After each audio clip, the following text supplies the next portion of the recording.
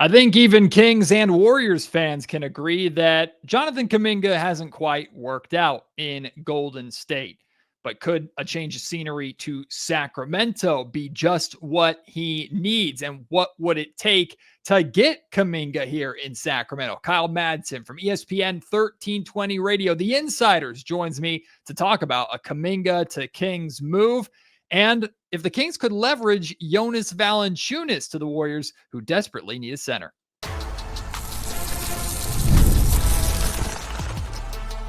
You are Locked On Kings, your daily Sacramento Kings podcast, part of the Locked On Podcast Network, your team every day. And now, ladies and gentlemen, it is that time for another episode of Locked On Kings.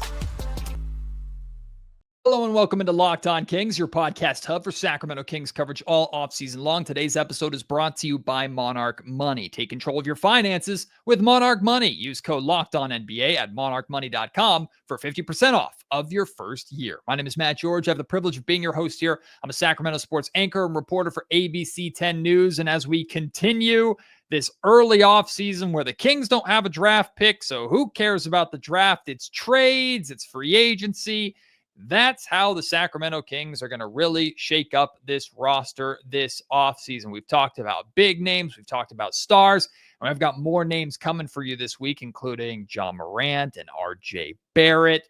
But today we're focusing on our NorCal neighbors, the Golden State Warriors, and Jonathan Kuminga, who in a lot of ways fits many needs for the Sacramento Kings. But if it's not working out for you in Golden State, how much better do we think realistically it could go in Sacramento? To answer that question, discuss what's happening with Kuminga and the Warriors and what kind of value Kuminga has, what it could potentially cost for the Sacramento Kings to acquire Jonathan Kuminga. Kyle Madson joins me right here on Locked On Kings.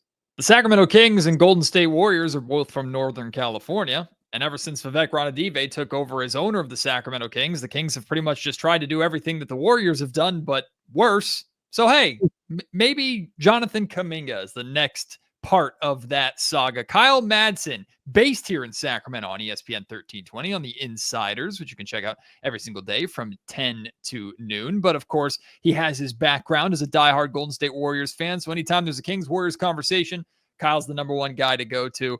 Kyle, I'm looking forward to chatting about Kuminga because Steve Kerr really doesn't seem to like him. So maybe the Sacramento Kings can try and snatch him away. Before we dive into like if he would make sense for the Kings and what his value is or anything like that, like why does Jonathan Kuminga just not seem to fit into Steve Kerr's vision of the Golden State Warriors?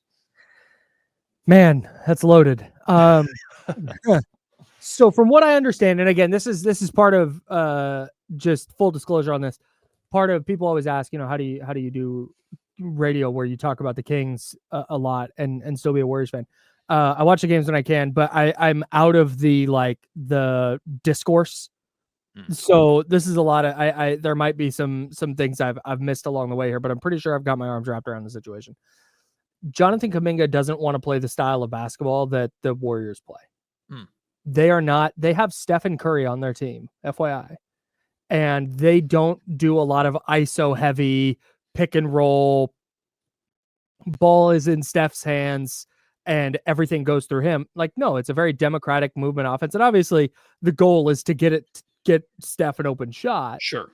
But there's other options in the offense. And Jonathan Kuminga, every time he has gotten on the court for the most part, has wanted to go ISO. He's missing the extra passes. There was one during the playoffs, or no, I'm sorry, not during the playoffs. Warriors Clippers final game of the year. Ostensibly a playoff game because winner was a top 6 seed, loser went to the play-in, right? And there's this video, and it's Steph above the break. He's open. Ball gets swung to Kuminga on the other side. They are one pass away from a wide open Steph Curry 3 that he probably hits at like 48%, right? And Kuminga immediately puts the ball on the deck and turns his back to his defender to try and start going to work. And you see Curry's body language just slump. And when that's happening, that's the antithesis of what their offense is supposed to be. And I just don't think Jonathan Kuminga has ever reach the point where he is flowing properly within what they want to do offensively. So this is what popped into my head. Fair or unfair? He's a younger, worse version of DeMar DeRozan. I think it's a little unfair to DeMar because DeMar's going to sure. That's why it's worse. But it's the same level of frustration, right? At least for some people. I know there were some people who were thrilled to watch DeMar DeRozan do stuff in a Kings uniform, but I think some of the issues the Kings had offensively this year stemmed from, you know what, turn into ISO ball with 18 seconds left on the shot clock is probably not the best way to maximize the other 4 players on the floor, right? It's that. To a different extent, but I don't think you're super off base with that comp. And I bring up DeMar not in the sense that like DeMar is a bad player, because DeMar is obviously elite at what he does. He's made an entire career out of it, and the Sacramento Kings know when DeMar DeRozan's on your roster, this is the way that they're going to play, or he's going to play, and you kind of have to put up with it because it's DeMar freaking DeRozan. And so I bring that up because the belief is the Kings will more than likely move on from DeMar DeRozan. And if they were to go out and hypothetically be interested in acquiring Jonathan Kuminga, because he would add some size and some length and some athleticism to this roster that desperately needs it, at least on paper, how are you not running into the same problem with now a younger but worse version of a ball stopper that's maybe not going to be as willing to change the flow of the offense to where the Kings are trying to get it back to in theory? Okay, so I have a lot to say on this, and I don't want to step on other questions. No, go. Or other talking points. I think if I'm gonna do the full Jonathan Kuminga positivity, why would the Kings want to do this? How could the Kings talk themselves into this? And this is how. He is still 22 years old. Mm-hmm. And he's been in the league for, 4 years now? I want to make sure I'm fact checking properly. 4 years he's been in the league. And you mentioned the athleticism. We've seen it. Like he jumps out of the gym. Mm-hmm. He works his tail off. That is something that I want to make sure gets across in this conversation, because I'm not a big Jonathan Kuminga guy, and we'll get to that. But I want it to be really, really clear. Work ethic is not a problem. That dude works his bum off. Now, does he work on the right things? Debatable, and we'll talk about it. Sure. But he works his tail off. I could see the Kings talking themselves into a 6'7", 6'8" leaper who at times has put clamps on Jason Tatum as a one-on-one defender. The potential is still, despite the fact he hasn't realized it in Golden State, his potential is still through the freaking roof. And I think you saw it in the playoffs. Steph Curry goes down. They need microwave scoring. They're out of their motion offense. They're just like, hey, can anyone get us a bucket? And Jonathan Kuminga got them a lot of buckets. Mm-hmm. And so I could 100% see a team, and it wouldn't necessarily be wrong going, you know what? That system was not for him. The Warriors did not deploy him correctly. He still put up these numbers before he got hurt this year. I went and wanted to look this up. Before he got hurt this year, he was averaging 17 points, 5 boards, 2.2 assists, almost a steal a game, shooting 34.5% from 3 and 45.9% from the field, and looked like he was just kind of starting to figure it out. Mm-hmm. And then he got hurt, and the season kind of went sideways on him. I wouldn't hate it if a team went, hey, you know what? We think that we can maximize him in a way that for all the good that the Warriors have done, they've not really maximized young talent. And we think we can be the team that does that. I don't think it would be off base for a team to try and talk themselves into that at all. Yeah, there still seems to be an element of like him being a project, but not a raw project the way a rookie comes into the league. Like he's got 4 years of experience. You have a pretty good idea of what he wants to do. It's just about molding him into the best version of himself and having that also work with the system you're trying to run. But I wonder if, Kyle, unlike when the Kings drafted Keegan Murray, I wonder if this is the right time for the Kings to have a project, right? They're still trying to be competitive in theory short-term because they have contracts that kind of demand it in Zach LaVine and Domantas Sabonis. And it's pretty understood that in any kind of Jonathan Kuminga conversation, those two guys are not involved in those conversations money-wise for the, like those guys are still going to be here if the Kings were to go out and get Kuminga, unless there was another deal. So adding a 22-year-old, someone to at least peg as a future asset who at least has going into his 5th year of experience to be able to help the team win now, but has something that you can kind of start to mold and develop, and Doug Christie, for lack of a better term, gets his hands on him, and Scott Perry gets a look at him and what it could be in a couple of years. Like, maybe now is the right time, especially without a first round pick, for the Kings to take on a project that is already far along. They're not starting fresh like Kuminga. Sure. Here's a fun fact. Jonathan Kuminga would be the Kings' youngest player. Mm-hmm. And he's been in the league for 4 years. Mm-hmm. That's kind of crazy. But I don't, from the Kings' perspective into what you're saying, I think they're in a spot where this might be opening a different can of worms, but dude, like, they won 40 games last year. They're not a piece away. No. Like so yeah, if it's the Kings that take this swing, I personally would not be like, wow, Kangs. Like, no, they're taking I talk about this all the time with on my show, The Insiders with James Ham, 10 a.m. to noon. I know you already plugged it, but I'm doing another one. Ding. ESPN 1320. Check it out. So they need to take some kind of swing. They need to take some kind of risk. Because if all you're doing for the duration of the Domantas Sabonis, Zach LaVine era is trying to put the pieces around them just to can you get to the playoffs? Like, that's an if you get to the playoffs, and it's like, is that exciting?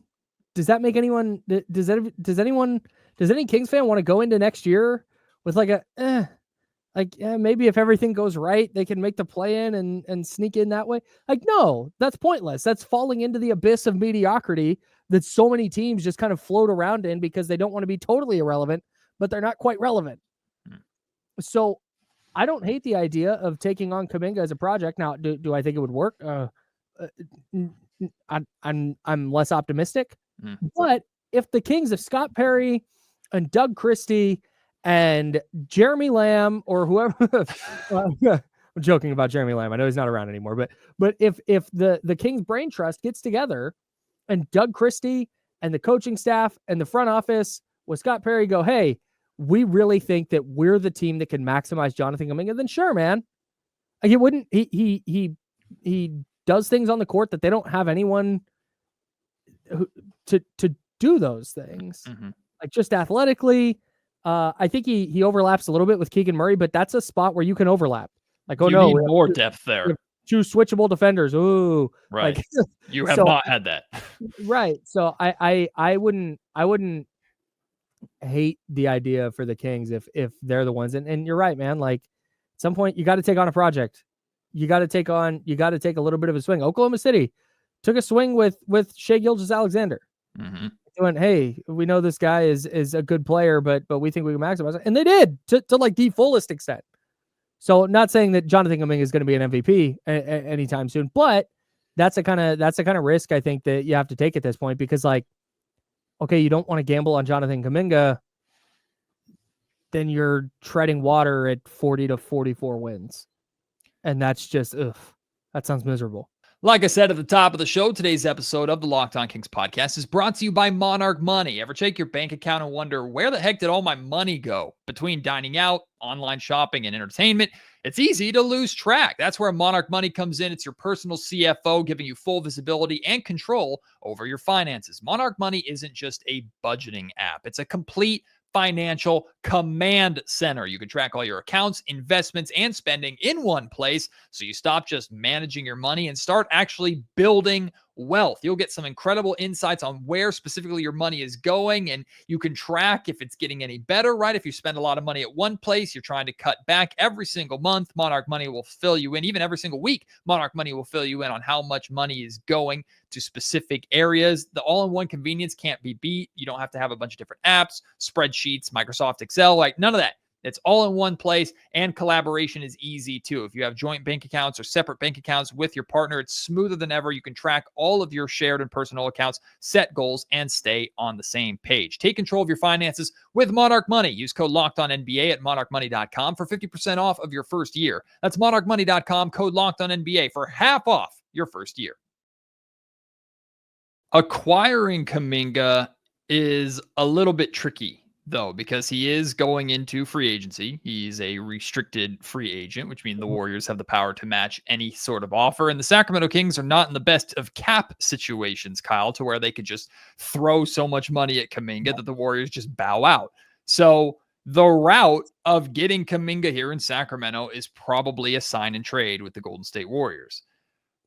Now we turn our attention to, like, one, what does that contract look like money-wise? So, well, actually, let's start there. Again, we're totally putting our GM hats on here. Very limited idea of player value and market value. Like, when I was talking about earlier this offseason, like money that I'd feel comfortable giving Keegan Murray, it was like in the mid-20s, like the 24, 25, $26 million per year range. And I wouldn't feel comfortable getting in the 30s. I kind of feel the same way about Kuminga. Do you think, if you were like to ballpark his value based off of who he is and his potential, like, is it more than that? Like, just to hypothetically talk about what that money would look like for a trade. I would be surprised if he gets anything less than like 25 a year. Okay. I think that's probably the range. Now, maybe I could be super wrong, but I just really think, because, and again, this is where I've gotten separated from the Warriors side of things. I don't know where, like, Joe Lacob lands in this, because he's a big Kuminga guy from what I understand. And I don't know if he's just going to be like, we need him, pay him whatever, and he's going to be here, or if the Warriors have no interest in bringing him back. I have no clue, but I would imagine that even on the open market, even if the Warriors are like, we're not matching, you go get what you want, there's going to be a team out there that believes, maybe it's Washington, maybe it's Charlotte, maybe it's Brooklyn, that goes, hey, we're the team that's going to be able to give this guy the keys, and he's going to grow into a perennial all-star. And I think if you think you're getting a perennial all-star at $25 million a year, I think there's teams that would do that. So that's just what's in my brain. So here's the route that I think makes the most sense, because I kind of thought like he would be a high 20s to hovering around $30 million per year player. And he might be. The closest contract the Kings have to that is DeMar DeRozan's $24 million. In my mind, especially with Jimmy Butler being there, I don't know why in the world the Warriors would have any interest in DeMar DeRozan. Like, it just, I don't think that's, I think a DeMar DeRozan trade is a different conversation. Yeah. You have Malik Monk at $18 million. You have Jonas Valanciunas at $10 million. The Warriors also need a center. There's $28 million right there that you have to wiggle with. Like, how is it? Are the Kings giving up too much? And are the Warriors even interested in, because I can imagine Malik Monk coming off that Warriors bench would be pretty scary.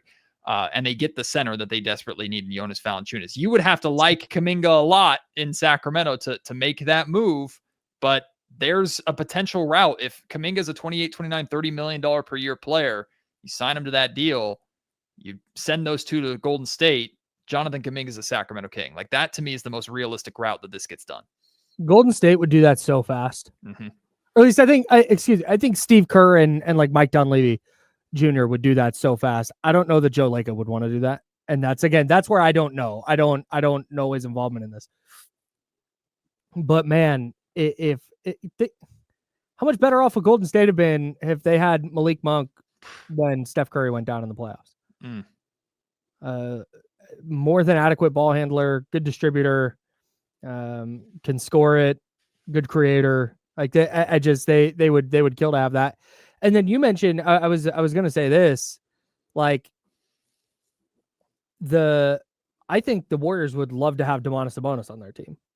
Now, I don't think that's feasible just because of his contract. Right. But like, man, their heyday was Andrew Bogut being awesome, passing out of the high post and being a threat there. And he's a little better defender, but still, like, I think that vision. And so you introduce Jonas Valanciunas and you're like, oh, that could be a close enough facsimile of what Andrew Bogut was doing. And you get him for 18, 20 minutes a night, whatever it is. Right. And you have an actual viable center that takes some of the workload off of Draymond Green.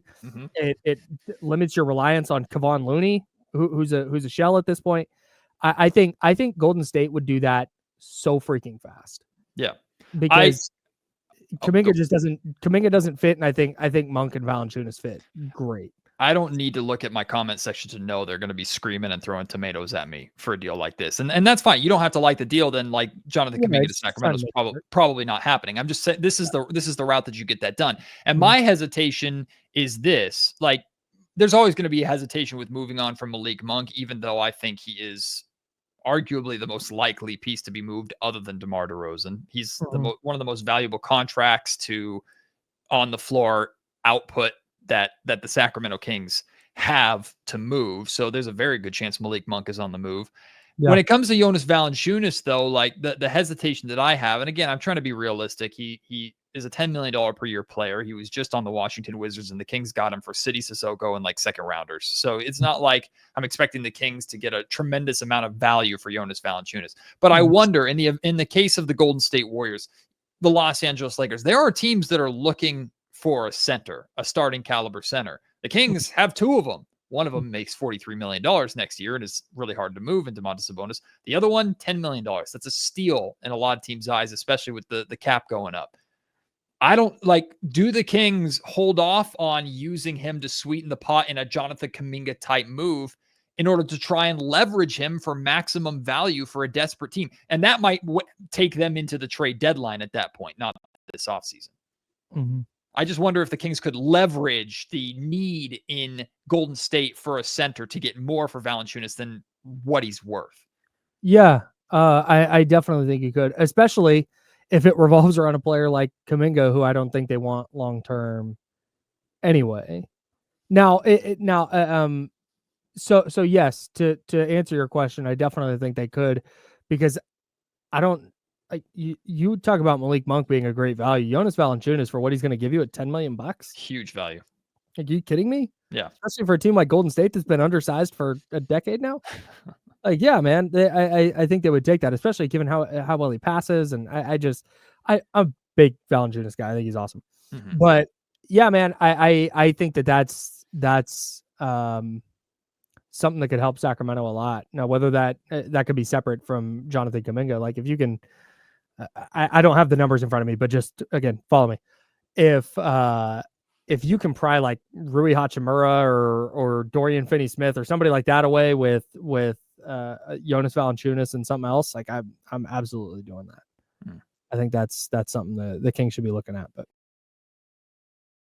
so the perspective that proposal trade that I shared, you seem to feel pretty confident the Warriors would be very, very interested in that, or would try and jump on that. But what about now kind of applying your Kings brain to it? Someone who covers this team every single day for ESPN 1320, very plugged in with the Kings. Like, sure, is that too much for a, again, quote unquote, project like Jonathan Kuminga? Does it make sense for Sacramento to give up that? Is Kuminga the right young player to give up those two pretty significant assets for?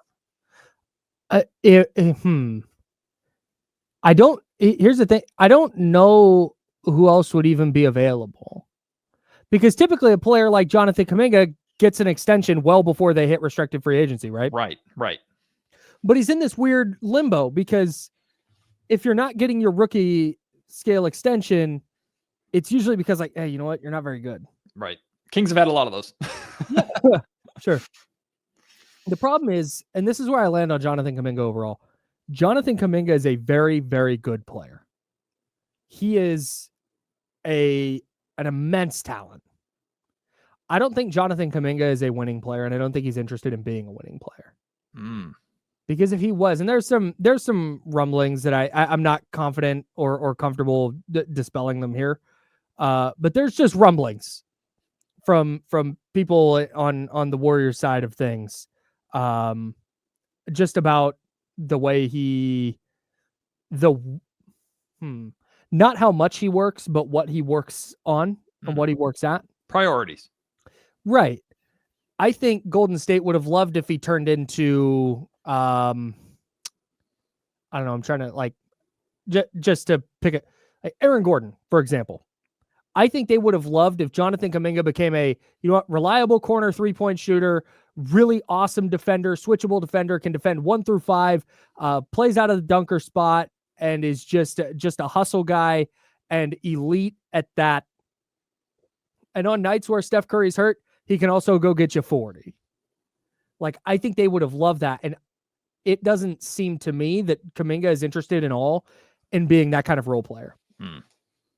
Which, and maybe Kuminga is right.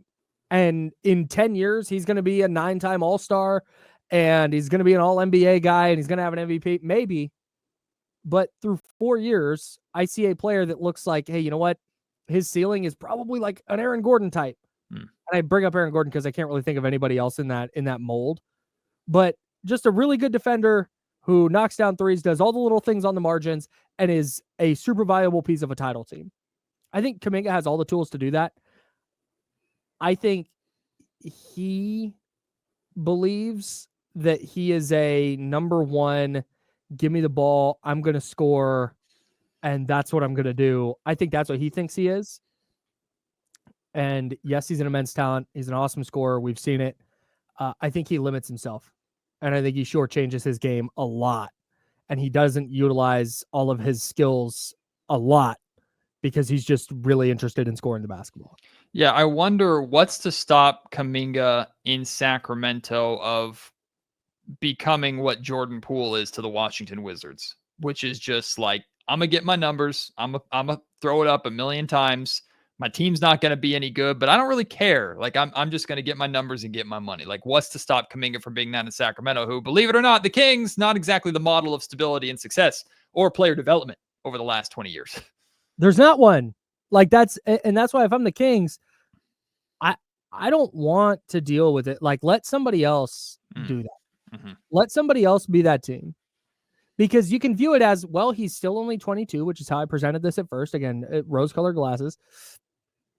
He's still only 22. He's about to turn 23. Or he turns 23 in October, I believe. Is that right? Math. Yeah, turns 23 in October. So right at the start of the season, he'll be 23.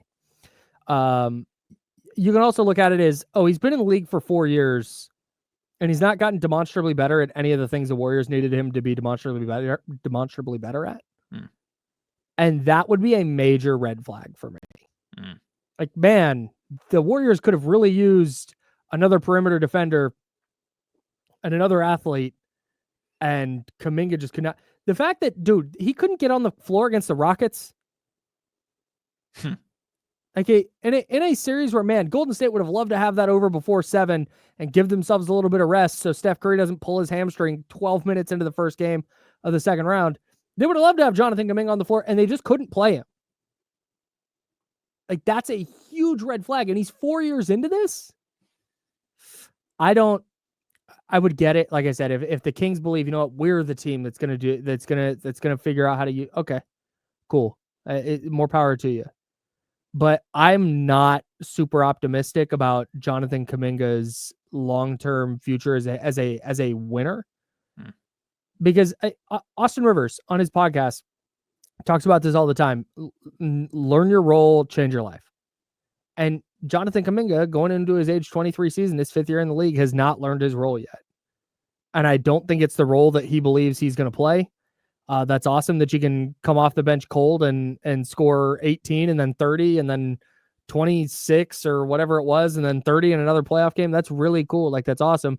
It doesn't impact winning at all.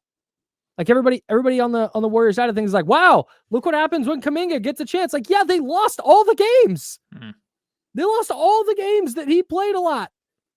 I guess that I don't think it's a coincidence. Like, yeah, he scores the hell out of the basketball. He doesn't do a lot of other things that affect winning. And I think, to me, that's why his value is going to be diminished some.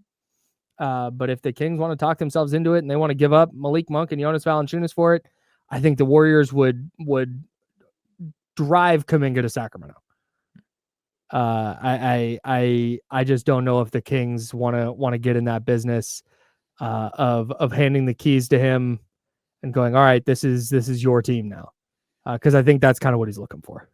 It kind of strikes me, and this is probably insulting. It strikes me as like the the kid on the AAU circuit or the kid in baseball that only listens to his dad that says, this is how you're going to do it and you're going to be a star, and doesn't listen to the coach telling you this is what you need to work on to become the best player, not just for this team, but the best player going forward. That's the kind of vibe that I get just from this conversation and hearing what you had to say on that.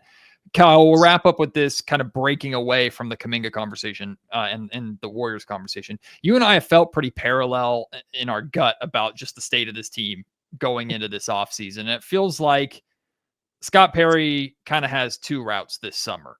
Either make a massive swing. We're talking LaMelo Ball, Trae Young, Ja Morant, these names that I've been focusing a lot on and I've been having a lot of conversations about them with different Locked On hosts on Locked On Kings over the last couple of weeks, or going the boring route, which is turning DeMar DeRozan into two worse role players, but players that could potentially be something for you going forward, and just accepting that this upcoming season is probably going to be another at best play-in team season, right? Where do you lean on the, like, obviously it would sell tickets and it would be more appealing from a show standpoint to see them go and make a major swing. But if I also say that knowing full well that if they were to do that, I'm immediately questioning the same things I was questioning going into this offseason, which is how much is Scott Perry really in control and how much is this ownership going, we need to sell tickets, get us something, we need to try and win right now. I got the idea that Scott Perry is going to be given a pretty long runway to do what his vision for the team is. Same. Just to be totally clear. Same. But I also think my mind has probably changed on this a couple of times, because for a while I was like, you got to go get a star. You need a 1A. Tyrese Halliburton, Shai Gilgeous-Alexander, Anthony Edwards, Jalen Brunson.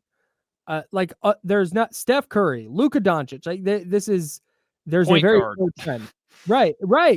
You know, 1A guy who's going to handle the ball most of the time, and specifically in crunch time situations, in winning time. De'Aaron Fox type, if you will, or Tyrese Halliburton type even. But not to bring up old stuff. But I for a long time was like, you need to go take that swing. But at the same time, let's say it's Trae Young, who's 27 now. I think who's older. He's older than 25, to be sure. You can go get a player like that. He's 26. He'll be 27. He'll be 27 at the start of next season. He turns 27 in September. So you have a 27-year-old, and you've probably just gutted a lot of your best assets to get him. Yeah. And for what? Okay, now you have the guy to build around, and you still need to do all the things that you haven't been doing for the last 3-4 years of putting the right pieces around the guys you have. So I've now changed my mind after watching Oklahoma City and watching the Pacers. I don't hate the idea of just spamming a Zach LaVine, Domantas Sabonis offense, where you just, if they can figure out a pick and roll game or a dribble handoff game and you just make it work with those two guys. The thing there is, okay, if you're turning DeMar DeRozan into two players, they better be two rotational wings. Right. And maybe you can load up like that. Maybe you find an undrafted guy. Maybe Isaac Jones is something. Maybe Isaiah Crawford can play, and you fall backwards into a guy that gives you 20 minutes a night there. I think that is an easier route. If you told me, hey, the Kings made a playoff run, and any time in the next 3 seasons, and the Kings made a deep playoff run, they went to the Western Conference Finals, I would think they did that with Zach LaVine and Domantas Sabonis, and then they added the right pieces around them. And maybe one of the pieces they had ended up being way better than they thought. Sure. I'm just for the sake of it, let's just say Isaiah Crawford turned into this awesome, like, two-way player. Right. Two-way meaning playing on both ends of the floor, not G League and NBA. Maybe he turns into that, and all of a sudden the Kings are cooking with gas. I think that's way more feasible than the Kings gutted their team to get Trae Young, and then also added all these pieces around him and went to the Western Conference Finals and did all that in this compressed time of 3 years. I think the first option is the more realistic path. And I think depth is just the way the NBA is going. So at some point, maybe you need a player who's better than Zach LaVine. But I think if you make the right moves now in the next year or two, you give yourself an infrastructure to either give up the picks necessary to go get that player. Maybe you back into one in the draft. Or maybe you give yourself some assets, some tradable pieces, and some depth where you can get rid of a couple of good players to get back, a couple of good players and picks to get back a really good player without having gutted your entire franchise to do it. So that's where I know it'd be boring. And I'm a big Trae Young guy. I really like Trae Young a lot. But I think the route the Kings should be going is, hey, figure out the wing stuff, get some depth, and start there with the Sabonis and LaVine foundation and adjust accordingly. Well, I mean, and just thinking about next season too, it absolutely would be more fun, more compelling, more interesting to see a Trae Young and Zach LaVine backcourt that chucks 43s a game and just any shot is a good shot. Now that would lead to some god awful performances, but also some pretty explosive, crazy, intriguing moments. But the smart route is probably, like you said, a two-man LaVine Sabonis game, having Keegan Murray force him to take a bare minimum 15 shots a game, and then ride the year out and see how far that can take you before you start throwing first-round draft picks at the wall to salvage it. Yeah, man. And if you can I don't even know if this works. I'm going to mess around on the trade machine real quick to see if this even works financially. But if you can do a trade centered around, hang on, trade machine is clicked, try trade. Cool, success. If you can swap Zach LaVine and a couple of picks straight across for Trae Young, and then go add some depth, and you have Trae Young and Domas, and you're adding to Keegan Murray and Keon Ellis and maybe Jake LaRavia, you're bringing him back, and you bolster your wing depth. After that, then great. I don't hate that at all. But if it means if it's, I don't know, if trading for Trae Young requires you to get rid of Keegan Murray or Keon or something like that, then I'm just kind of out. Those are two guys I'd rather be building around. Because if you trade them in a Trae Young deal, it's like, all right, well now what? You're worse at the things you're already bad at. I'm not saying the price is the same, and the price would dictate probably the answer to this question, but I'm just giving you the option schoolyard pick. It's LaMelo Ball, it's Trae Young, it's John Morant. Which one? Trae. Okay. Yeah, and I feel pretty strongly about that too. I just LaMelo's awesome. I don't. Will he play?